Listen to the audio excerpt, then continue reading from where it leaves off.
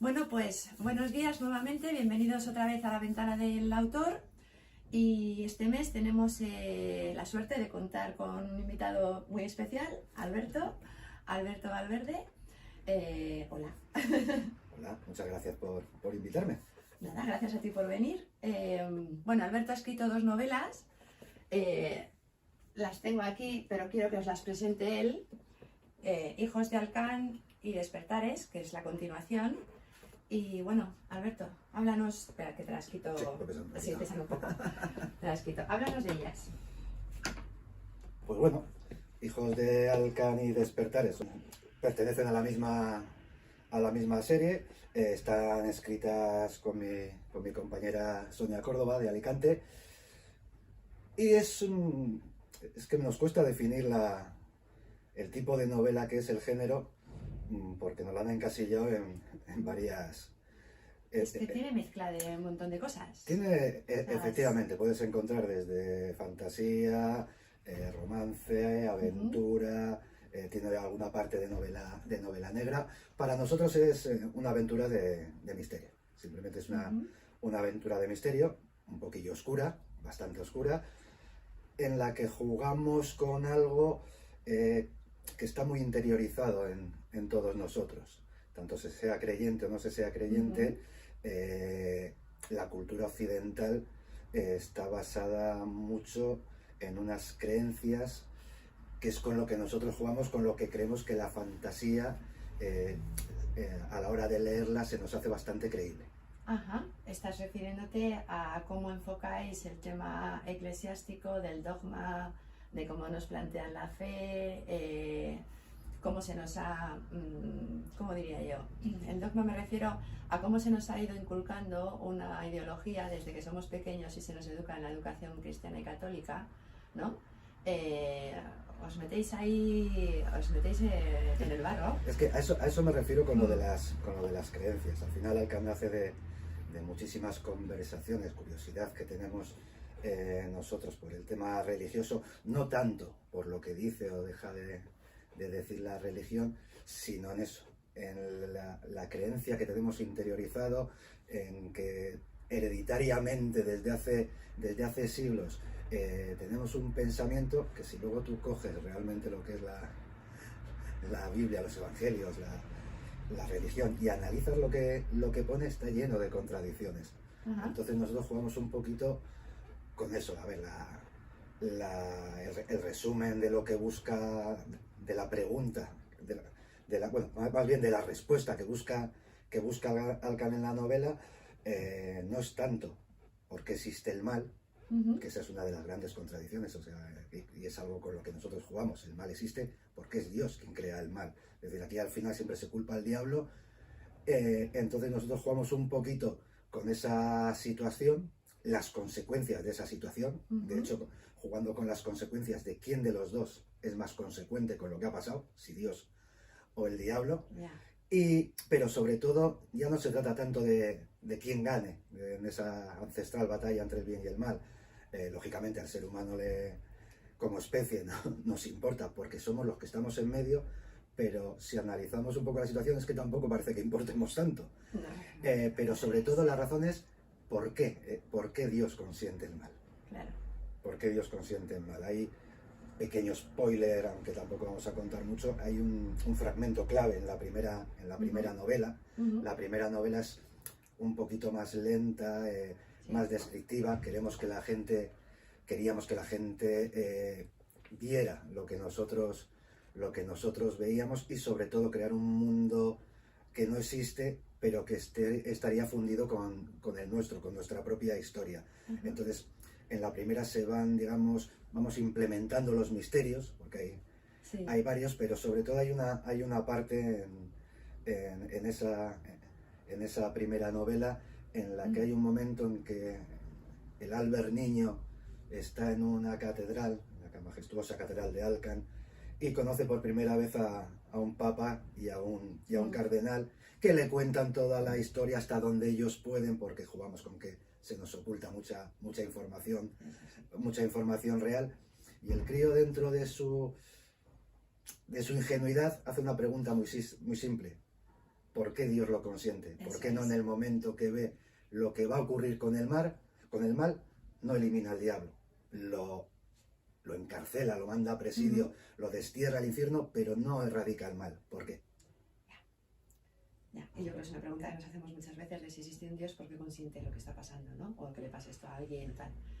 A mí me ha surgido la duda, después de leer las dos novelas, ¿qué pensaría un teólogo de todo lo como lo planteáis? Pero bueno, eso se lo dejaremos, que conozco alguno. Intentaré que lea las novelas para ver cuál es la opinión al respecto. ¿Cómo se escribe una novela a cuatro manos y en distancia? Para nosotros no es algo que resultara difícil, porque Sonia y yo nos conocemos desde que teníamos 6 añitos. Ella viviendo en Alicante, yo en Bilbao.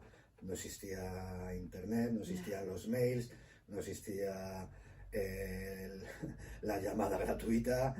Entonces, sobre todo nos comunicábamos mucho por carta. Por carta. Luego a los dos somos ávidos lectores, a los dos nos gustaba escribir, siempre nos mandábamos relatitos.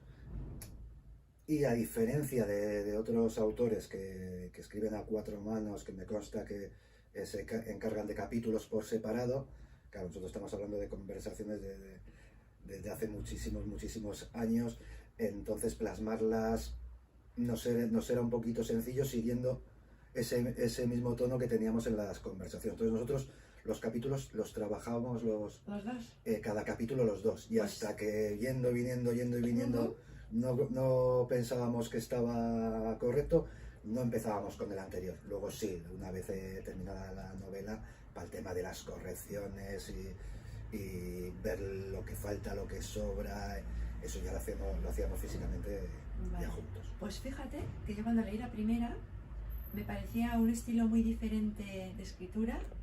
Cuando no es un spoiler, es un poco explicar cómo es la novela. La novela es un capítulo en la actualidad, un capítulo en la época medieval en la que se va formando toda la trama, ¿no? Y me parecía muy definida y diferente la forma de los capítulos del pasado con la del presente. En mi cabeza yo intentaba decir, esto lo ha escrito Sonia, que no la conozco, esto lo ha escrito Alberto. Pero sí que me parecía que estaba muy diferenciada la forma y que era una continuidad, todos los que hablaban del pasado, con una continuidad muy diferente de todos los que hablaban de la época moderna. No, tiene que ver, está hecho un poquito a propósito, tiene que ver con los ritmos de cada novela. La primera, ya digo, empieza también siendo muy descriptiva, porque queríamos fusionar el mundo real y el mundo imaginario. Pero sobre todo, como se trataba de ir dejando poquito a poquito los misterios, necesitábamos que fuera un poquito más lenta, sí. Es decir, más oscura y más agobiante. Despertares es diferente, tiene más ritmo, sí. Es más resolutiva, incluso el tono en momentos, la primera es más oscura, más seria, incluso la segunda tiene compartes un poquito más de humor, pero sobre todo tenía que ver con el ritmo. La primera necesitábamos que el lector viera ese mundo, que lo conociera al detalle, y que la atmósfera fuera un poquito más densa, más inquietante. En la segunda, directamente, cuando un personaje está en un lugar, en un sitio de esos que ya hemos descrito en la primera, el lector directamente ya ve todo lo que tiene alrededor, y entonces ahí y además lo que queríamos era más ritmo, al ser un poquito más resolutiva, incluso cuentan un poquito cosas diferentes. Sí, son es la misma historia, pero cuentan sí, historias. Y el enfoque es diferente también, o sea que lo que es imprescindible, obviamente, si te les despertares tienes que haber primero leído Hijos del Campo, no se puede entender absolutamente nada. Y en Despertares también he visto, ¿cómo te diría yo? Lo voy a comparar, por decirlo así, para que lo entiendas. Hay un poco de Carmen Mola ahí.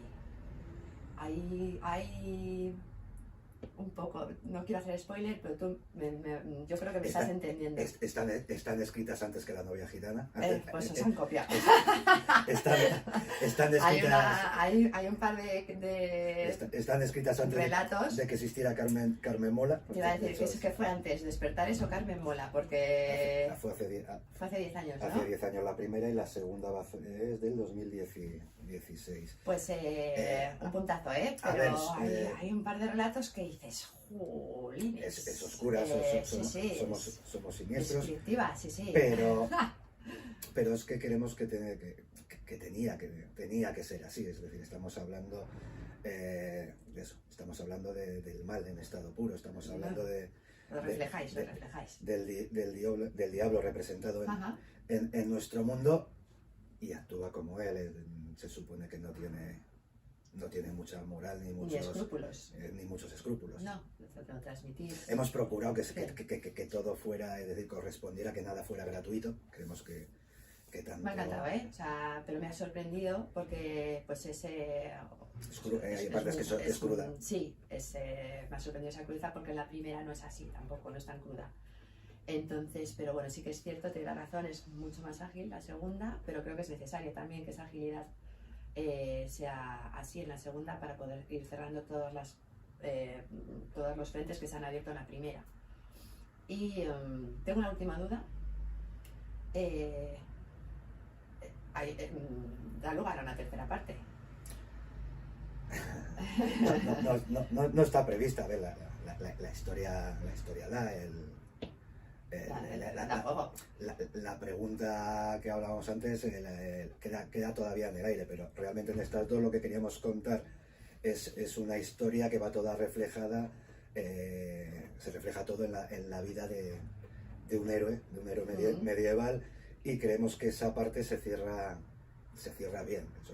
Creemos que hay un final que es muy emotivo, el final, que es como tiene que ser, pero que bueno, que te llega también al corazoncito, y en principio esa parte de Alcan cierra ahí. No significa que cierre ni que se cierre el universo Alcan. Y vale, entonces, puede que haya tercera parte, no está prevista por lo que veo, pero ¿hay algún proyecto por parte de Alberto Valverde en solitario? A ver, ideas uno siempre tiene en la cabeza, tantas que entran como las que salen, que diría José Mota. De hecho, se han empezado incluso a plasmar algunas, pero siempre hay algo que no... Entonces, dentro de todas esas ideas, hay una que lleva años, que es más que una idea, es una obsesión. Pero el problema es, dentro de esa idea general, conseguir ese argumento que la cierre y la dé sentido. Es decir, el inicio, el final, pero el problema a veces es el desarrollo. El cómo conseguir. Es decir, Alcan, por ejemplo, son novelas que costaron muchísimo unir la ficción con la historia real. Tenemos leyendas de nuestra historia o sucesos misteriosos de nuestra historia que se funden perfectamente con la fantasía. Por eso que te hablaba antes, porque es algo que llevamos todo muy interiorizado. Una de las cosas que más orgullosos estamos nosotros de las novelas es que, a ver, lógicamente para representar al diablo usamos una imagen demoníaca que básicamente es la de un vampiro. Pero no porque él sea un vampiro, sino porque al final el vampiro no deja de ser más que una representación de una imagen demoníaca. Y una de las cosas que más nos gustan es que nadie nos ha dicho en todos estos años que es una novela de vampiros. Es decir, simplemente el personaje, por lo que representa y como lo tenemos asimilado en nuestro folclore, en nuestra cultura, no es una novela, no es una novela de vampiros. Entonces, pues eso, con las ideas y las obsesiones pasa algo igual, falta esa trama que un día te lleve a sentarte delante del ordenador y poder juntar el resto. Ideas siempre hay. Vale. La vida también, el tiempo, el trabajo. La vida, comprarlo todos. Sí, la vida, sí.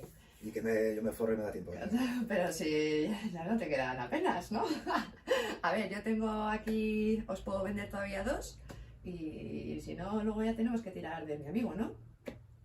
Claro, así que bueno, comprarlos, que Alberto se forre y nos pueda deleitar con alguna otra obra maestra. Yo sobre todo le diría a la gente que si se acerca a Alcan lo haga sin prejuicios sobre lo que se va a encontrar o va a dejar de encontrar. Sí que son unas novelas que lo bueno que tiene, sin que nosotros lo pretendiéramos, es que a veces cierras el libro, cierras un capítulo y reflexionas sobre algo que nosotros ni lo pretendíamos. Nuestra motivación a la hora de escribir era divertirnos haciendo y simplemente escribir eso, una aventura, el leer por el placer de entretenerte, tampoco buscar... Pues el objetivo es conseguido, ¿eh? Son dos novelas muy disfrutonas. Me alegro, Así que te hayan gustado. Sí, tengo la reseña, de Hijos de Alcan, la tengo hecha en las redes sociales. Iré metiendo las reseñas, por cierto, de vuestros libros, de los que pasáis por aquí como invitados, de las que he hecho yo, de mis reseñas, en el blog, y alguna más. Y bueno, me falta hacer la de Despertares, que todavía no me ha dado tiempo, pero la dejaré puesta en el blog. Pues Alberto, solo te digo que tienes un espacio para ti, por si alguna vez algún relatillo que te apetece publicar, hacer público. Yo sé que tú eres muy activo en las redes sociales y que no te hace falta para nada mi ventana, pero no, siempre, te la ofrezco porque siempre bueno... se agradece, tenemos que estar siempre muy agradecidos, precisamente por eso, porque el tema de la difusión, de darse a conocer, de los prejuicios que suele haber muchas veces con las novelas y los libros que no están publicados por grandes editoriales o por gente conocida, somos nosotros los que estamos siempre muy, muy agradecidos. Y aparte que a mí, como sabrás por mis redes, a mí estar en una librería es algo que me apasiona. Es un sitio maravilloso en el que siempre uno está a gusto, en paz y relajado. Me alegro, pues nada, aquí tienes tu casa. Muchas gracias. Gracias por venir. Nada, pues os dejo con la entrevista, espero que la disfrutéis. Os invito a que compréis los libros de Alberto. Yo aquí tengo algún ejemplar en papel, si no, pues ya sabéis dónde tenéis que comprarlo, no voy a decir. Y nada, espero veros en breve otra vez por aquí. Gracias. Adiós.